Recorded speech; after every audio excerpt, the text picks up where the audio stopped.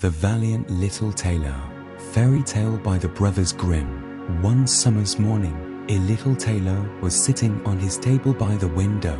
He was in good spirits, and sewed with all his might. Then came a peasant woman down the street crying, "Good jams, cheap, good jams, cheap."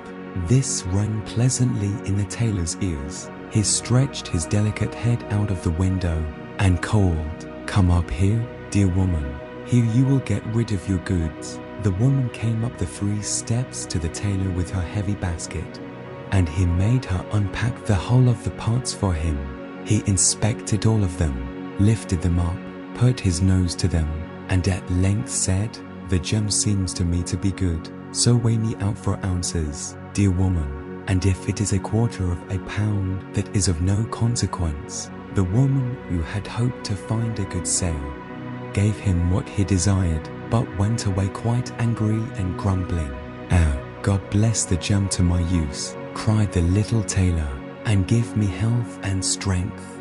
So he brought the bread out of the cupboard, cut himself a piece right across the loaf and spread the gem over it. "This won't taste bitter," said he, "but I will just finish the jacket before I take a bite." He laid the bread near him, sewed on, and in his joy, made bigger and bigger stitches. In the meantime, the smell of the sweet gem ascended so to the wall, where the flies were sitting in great numbers, that they were attracted and descended on it in hosts. "Holla, who invited you?"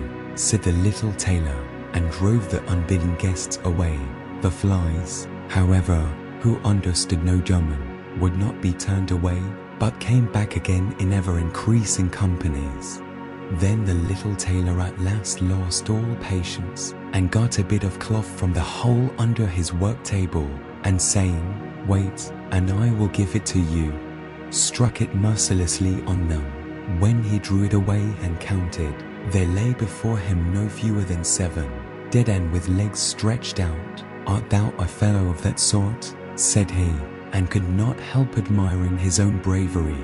"The whole town shall know of this." And the little tailor hastened to cut himself a girdle, stitched it, and embroidered on it in large letters, 7 at one stroke.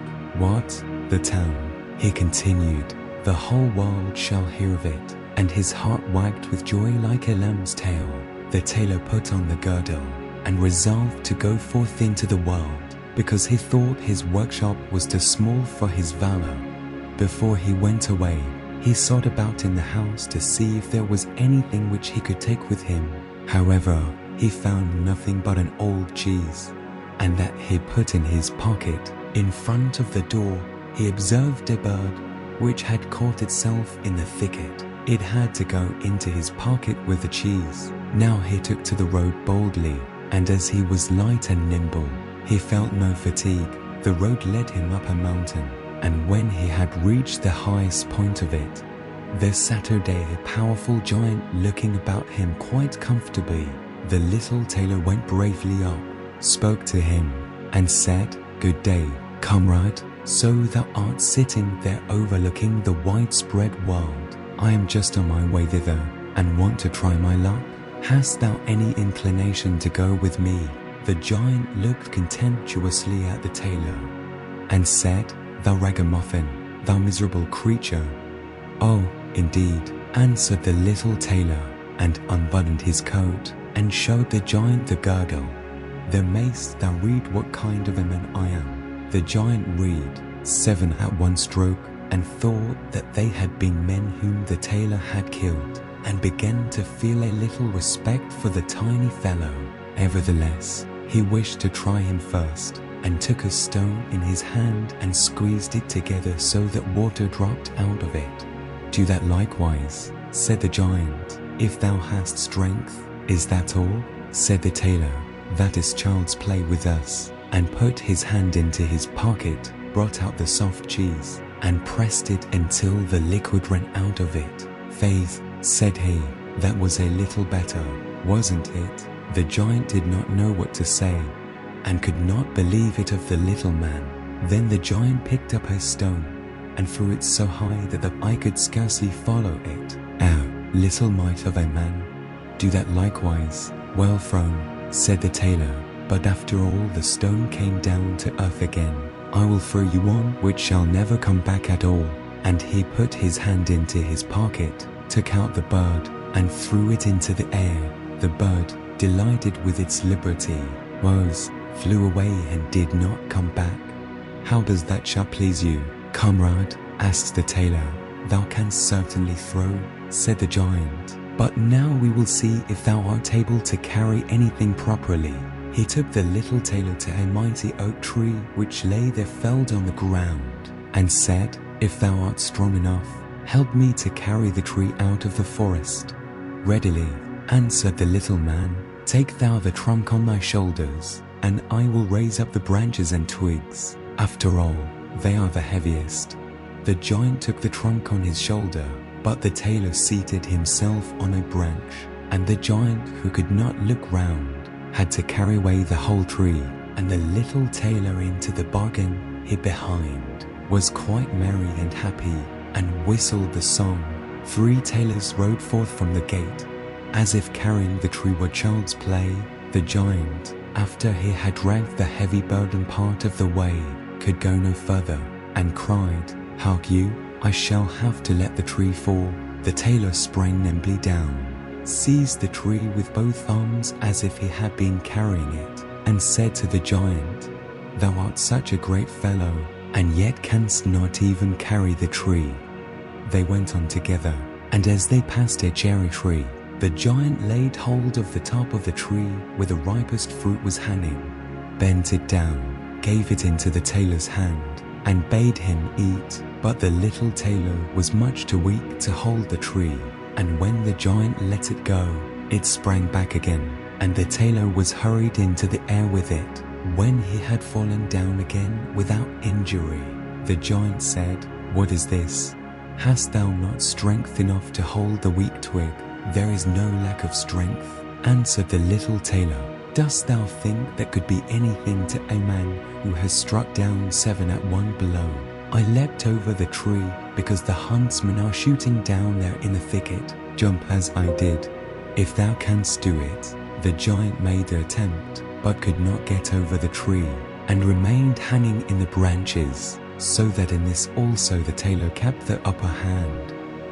The giant said, If thou art such a valiant fellow, come with me into our cavern and spend the night with us. The little tailor was willing, and followed him. When they went into the cave, other giants were sitting there by the fire, and each of them had a roasted sheep in his hand and was eating it. The little tailor looked round and thought, It is much more spacious here than in my workshop. The giant showed him a bed, and said he was to lie down in it and sleep. The bed was, however, too big for the little tailor. He did not lie down in it, but crept into a corner. When it was midnight, and the giant thought that the little tailor was lying in a sound sleep, he got up, took a great iron bar, cut through the bed with one blow, and thought he had given the grasshopper his finishing stroke. With the earliest dawn the giants went into the forest, and had quite forgotten the little tailor, when all at once he walked up to them quite merrily and boldly. The giants were terrified. They were afraid that he would strike them all dead, and ran away in a great hurry. The little tailor went onwards, always following his own pointed nose. After he had walked for a long time, he came to the courtyard of a royal palace, and as he felt weary, he lay down on the grass and fell asleep. Whilst he lay there, the people came and inspected him on all sides, and read on his girdle, 7 at one stroke. Ah, said they, what does the great warrior here in the midst of peace? He must be a mighty lord. They went and announced him to the king, and gave it as their opinion that if war should break out, this would be a weighty and useful man who ought on no account to be allowed to depart. The council pleased the king, and he sent one of his courtiers to the little tailor to offer him military service. When he awoke, the ambassador remained standing by the sleeper, waited until he stretched his limbs and opened his eyes, and then conveyed to him this proposal. For this very reason have I come here. The tailor replied, I am ready to enter the king's service." He was therefore honorably received, and a separate dwelling was assigned him. The soldiers, however, were set against the little tailor, and wished him 1,000 miles away. "What is to be the end of this?" they said amongst themselves. "If we quarrel with him, and he strikes about him, 7 of us will fall at every blow. Not one of us can stand against him." They came therefore to a decision, betook themselves in a body to the king, and begged for their dismissal. "We are not prepared," said they, "to stay with a man who kills 7 at one stroke." The king was sorry that for the sake of one, he should lose all his faithful servants, wished that he had never set eyes on the tailor, and would willingly have been rid of him again. But he did not venture to give him his dismissal, for he dreaded lest he should strike him and all his people dead, and place himself on the royal throne. He thought about it for a long time, and at last found good counsel. He sent to the little tailor, and caused him to be informed that as he was such a great warrior, he had one request to make to him. In a forest of his country lived 2 giants, who caused great mischief with their robbing, murdering, ravaging, and burning, and no one could approach them without putting himself in danger of death. If the tailor conquered and killed these 2 giants, he would give him his only daughter to wife, and half of his kingdom as a dowry. Likewise, 100 horsemen should go with him to assist him. "That would indeed be a fine thing for a man like me," thought the little tailor. "One is not offered a beautiful princess and half a kingdom every day of one's life."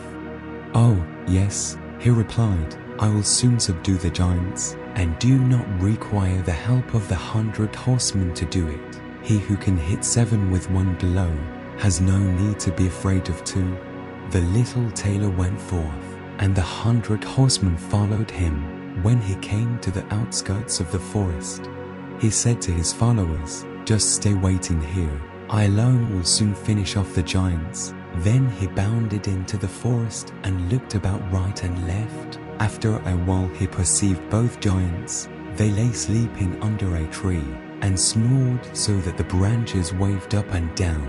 The little tailor, "My idol," gathered 2 pockets full of stones, and with these climbed up the tree. When he was halfway up, he slipped down by a branch until he sat a day just above the sleepers, and then let one stone after another fall on the breast of one of the giants. For a long time the giant felt nothing, but at last he awoke, pushed his comrade, and said, "Why art thou knocking me? Thou must be dreaming." Said the other, "I am not knocking thee." They laid themselves down to sleep again, and then the tailor threw a stone down on the second. "What is the meaning of this?" cried the other. "What art thou pelting me?" "I am not pelting thee," answered the first, growling. They disputed about it for a time, but as they were weary they let the matter rest, and their eyes closed once more. The little tailor began his game again, kicked out the biggest stone, and threw it with all his might on the breast of the first giant. "That is too bad," cried he, and sprang up like a madman, and pushed his companion against the tree until it shook. The other paid him back in the same coin, and they got into such a rage that they tore up trees and belabored each other so long that at last they both fell down dead on the ground at the same time. Then the little tailor leapt down. "It is a lucky thing," said he, "that they did not tear up the tree on which I was sitting, or I should have had to spring onto another like a squirrel. But we tailors are nimble." He drew out his sword and gave each of them a couple of thrusts in the breast, and then went out to the horsemen and said, "The work is done. I have given both of them their finishing stroke, but it was hard work. They tore up trees in their sore need, and defended themselves with them. But all that is to no purpose when a man like myself comes, who can kill 7 at one blow." "But are you not wounded?" asked the horseman. "You need not concern yourself about that," answered the tailor. "They have not bent one hair of mine." The horseman would not believe him, and rode into the forest. There they found the giants swimming in their blood, and all round about lay the torn up trees. The little tailor demanded of the king the promised reward. He, however, repented of his promise, and again bethought himself how he could get rid of the hero. Before thou receivest my daughter, and the half of my kingdom, said he to him, thou must perform one more heroic deed. In the forest roams a unicorn which does great harm, and thou must catch it first. I fear one unicorn still less than to giants. 7 at one blow is my kind of affair. He took a robe and an axe with him, went forth into the forest, and again bade those who were sent with him to wait outside. He had not to seek long. The unicorn soon came towards him, and rushed directly on the tailor, as if it would spit him on its horn without more ceremony. Softly, softly, it can't be done as quickly as that, said he, and stood still and waited until the animal was quite close, and then sprang nimbly behind the tree. The unicorn ran against the tree with all its strength, and struck its horn so fast in the trunk that it had not strength enough to draw it out again. And thus it was caught. Oh, I have got the bird, said the tailor, and came out from behind the tree and put the rope round its neck. And then with his axe he hewed the horn out of the tree. And when all was ready, he led the beast away and took it to the king. The king still would not give him the promised reward, and made a third demand. Before the wedding, the tailor was to catch him a wild boar that made great havoc in the forest, and the huntsmen should give him their help willingly. Said the tailor, that is child's play. He did not take the huntsmen with him into the forest, and they were well pleased that he did not, for the wild boar had several times received them in such a manner that they had no inclination to lie in wait for him. When the boar perceived the tailor, it ran on him with foaming mouth and whetted tusks, and was about to throw him to the ground. But the active hero sprang into a chapel which was near, and up to the window at once, and in one bound out again.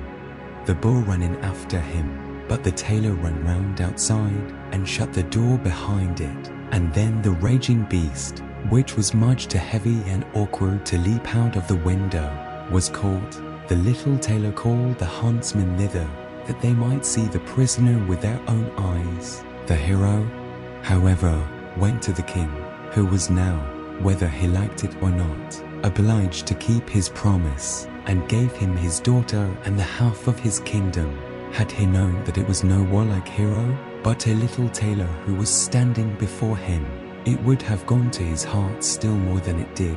The wedding was held with great magnificence and small joy, and out of a tailor a king was made. After some time, the young queen heard her husband say in his dreams at night, boy, make me the doublet, and patch the pantaloons, or else I will wrap the yard measure over thine ears. Then she discovered in what state of life the young lord had been born, and next morning complained of her wrongs to her father, and begged him to help her to get rid of her husband, who was nothing else but a tailor. The king comforted her and said, leave thy bedroom door open this night, and my servant shall stand outside, and when he has fallen asleep shall go in, bind him, and take him on board a ship which shall carry him into the wide world. The woman was satisfied with this, but the king's armor-bearer, who had heard all, was friendly with the young lord, and informed him of the whole plot. I'll put a screw into that business, said the little tailor. At night he went to bed with his wife at the usual time, and when she thought that he had fallen asleep, she got up, opened the door, and then lay down again. The little tailor, who was only pretending to be asleep, began to cry out in a clear voice, boy, make me the doublet and patch me the pantaloons, or I will wrap the yard measure over thine ears. I smote 7 at one blow. I killed 2 giants. I brought away 1 unicorn, and caught a wild boar. And am I to fear those who are standing outside the room? When these men heard the tailor speaking thus, they were overcome by a great dread, and ran as if the wild huntsmen were behind them, and none of them would venture anything further against him.